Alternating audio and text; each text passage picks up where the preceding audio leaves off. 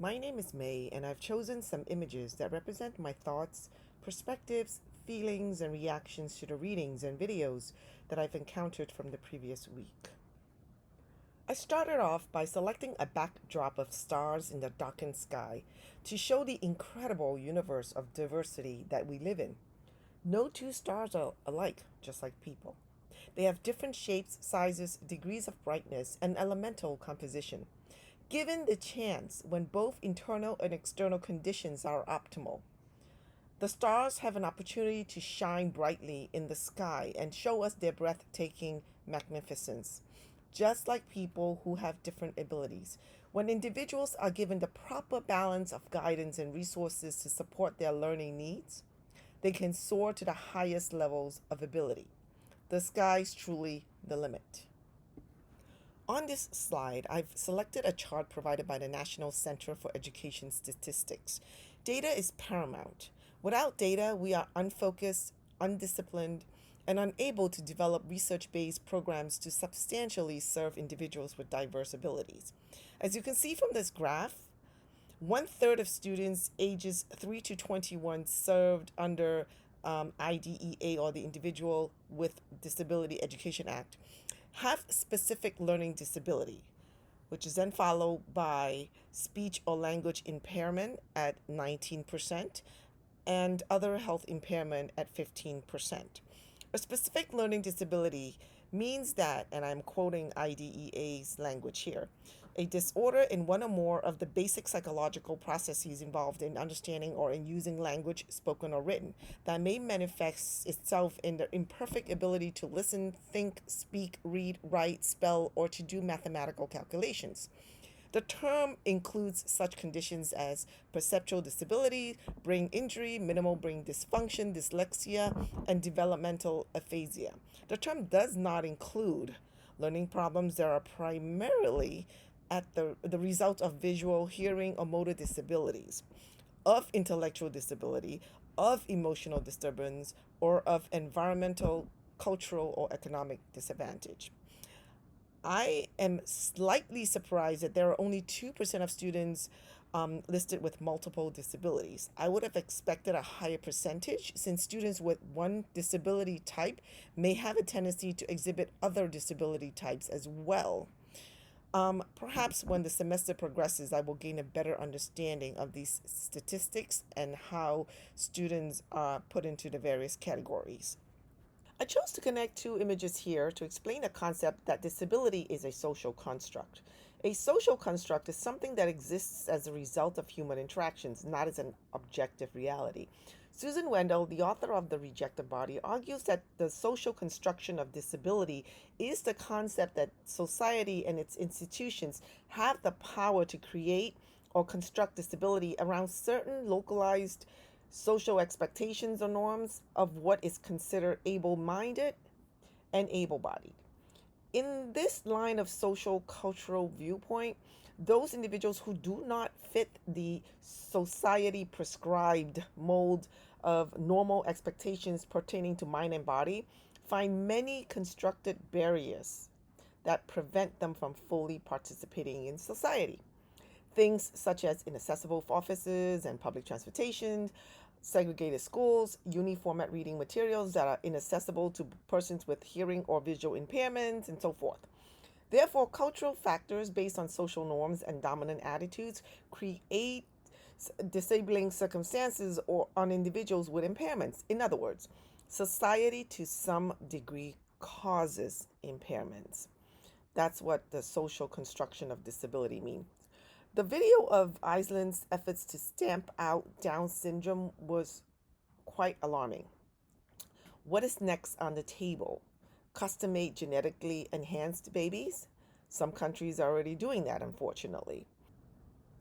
I chose this graphic to emphasize the point that individuals with disabilities are not trying to make other people's lives difficult or miserable. They are not going out of their way to be demanding. The rights they ask for are part of their civil rights. The American Disability Act of 1990 was modeled after the Civil Rights Act of 1964, which prohibits discrimination based on race, color, religion, sex, or national origin, as well as modeled after Section 504 of the Rehabilitation Act of 1973. The American Disability Act, or the ADA, was signed into law by President George Bush in 1990. It is one of United States' most comprehensive pieces of civil rights legislation that prohibits discrimination and guarantees that individuals with disabilities are provided with equal opportunities as everyone else to participate in the rigors of American life, such as having employment opportunities, buying goods and services, and participating in state and local government programs and services. The picture on the right implies that the person with disability wants others to focus on their strengths rather than their disabilities. The image on the left implies that by excluding people with disabilities, we are limiting our abilities to empathize, to learn from them, to hone our skills, to find diverse ways to find solutions, and to be inclusive across the board. In the video, A Credo of Support, some quotes jumped out at me. Do not try to fix me because I am not broken. Do not see my disability as a problem. Recognize that my disability is an attribute. Support me as I can make contributions to the community in my own way. Get to know me. We may become friends. Very powerful statements. I created this graphic of books that feature individuals with disabilities. In many of these books, the character with disability is often portrayed as being difficult and troublesome. In the Person First or Identity First video, Taylor Smith stated that it is not my health that disables me. It is society's unwillingness to accommodate us. Those without disabilities must take the time to really get to know the persons with disabilities in order to better understand why they are behaving or communicating in a unique and sometimes disruptive way. This is where assessments in schools are very, very important. A formal functional behavior assessment has to be done in order to develop a behavior intervention plan for all parties involved to work collaboratively to determine the best way to help the students behaviorally. In the reading, the concept of dignity was highlighted frequently. Studies have shown that special education students are more than twice likely to be suspended or expelled from school than their peers without disabilities. If the behavior is directly related to the disability, instead of punishing the child, the school must carry out a formal assessment to understand why the student is misbehaving and give them the support they need in order to develop more effective coping mechanisms. I consider this slide to be one of the most important slides of this presentation, the concept and principle of dignity. In the preface of the Exceptional Lives textbook, the authors highlighted the relevance of dignity, and I quote, research-based instruction in inclusive classrooms dignifies students with disabilities and those with exceptional talents and gifts, end quote. In everything that educators and school teams do, they must remember to respect the students' inherent dignity.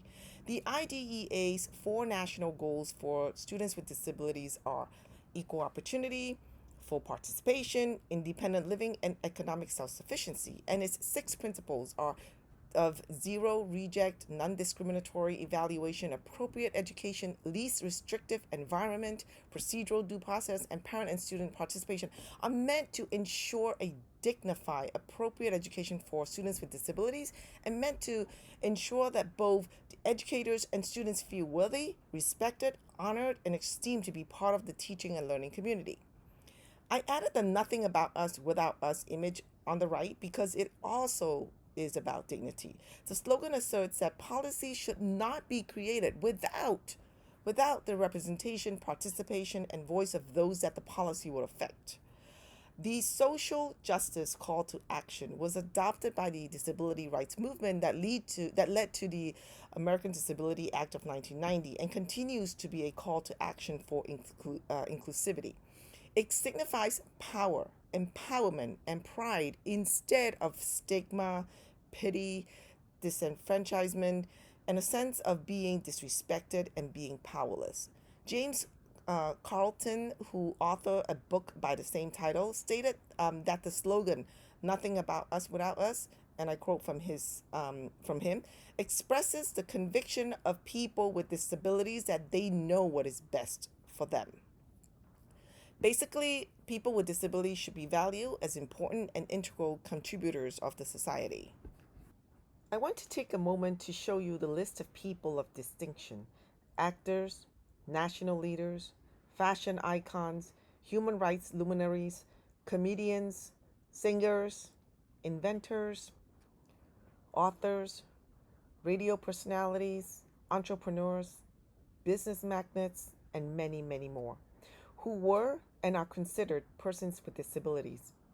They are all differently abled and chose to focus on their strengths, on their journeys to success.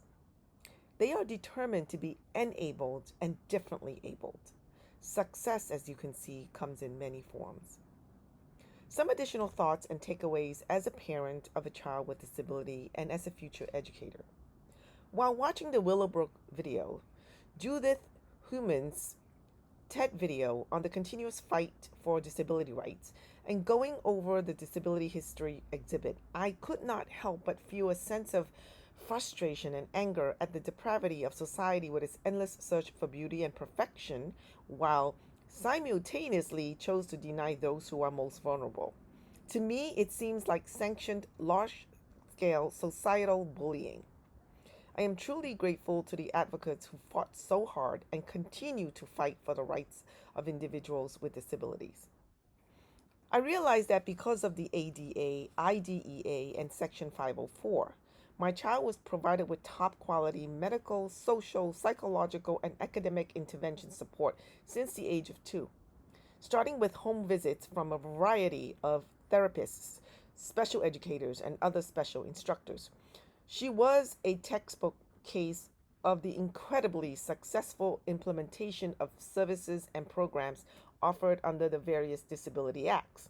I am thankful that the preschool, primary, and secondary schools utilize well managed research based programs that gradually moved her to inclusive settings. Her high school principal personally told me that it was quite rare for a child with her developmental delays and other issues to make such marked improvements academically. My only complaint is that when she was bullied, the schools did not partake in restorative justice endeavors.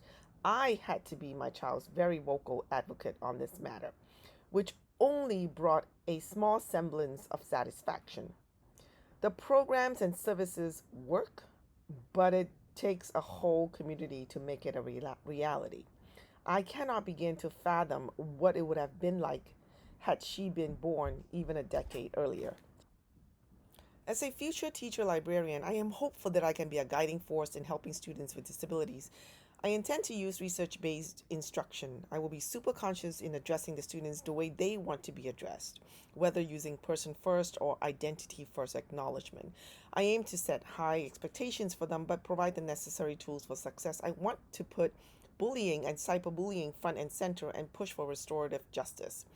I want to focus more on positive reinforcements, and I would like to motivate and engage students with disabilities and help them feel a deep sense of pride and dignity. They are special because they are awesome, and I have a lot to learn from them and their resilience. Thank you for listening to my thoughts.